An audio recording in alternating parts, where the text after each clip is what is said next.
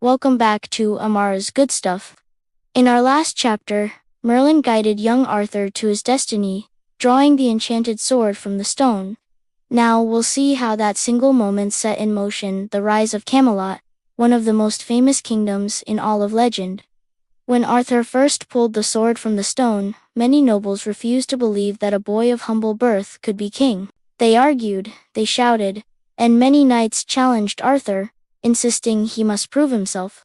But Merlin, with his calm voice and clever reasoning, reminded them that destiny chooses kings, not bloodline or riches. Arthur, though nervous, never let pride take over. He showed humility and fairness, which won the hearts of the common people. While some nobles resisted, the people rallied around him, and soon Arthur was crowned king. Merlin knew that a kingdom cannot thrive on destiny alone. It needed justice, fairness, and unity.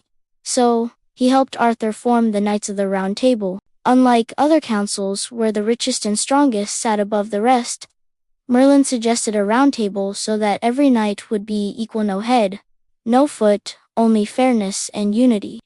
Arthur's knights were brave and noble: Sir Lancelot, Sir Gawain, Sir Percival, and many more. Each took an oath to protect the weak, serve with honor, and place justice above personal gain. These oaths made Arthur's court legendary, and Camelot grew into a place of peace and wonder.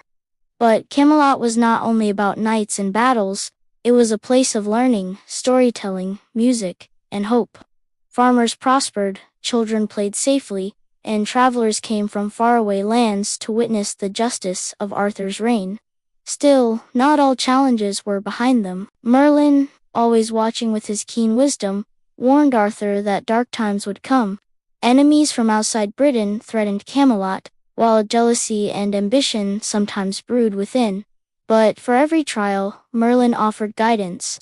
One of the clever ways Merlin helped Arthur was through strategy. He didn't just rely on magic, he taught Arthur how to read people, how to listen to his knights, and how to use wisdom instead of brute force. For example, when two rival lords threatened war over land, Arthur wanted to ride into battle.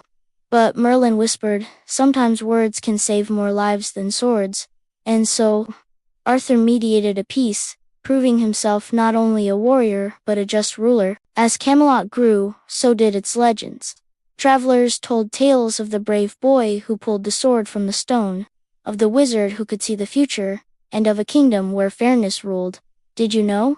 The Round Table is one of the most famous symbols in all of mythology. It represents equality, fairness, and the idea that true strength comes from unity, not power over others.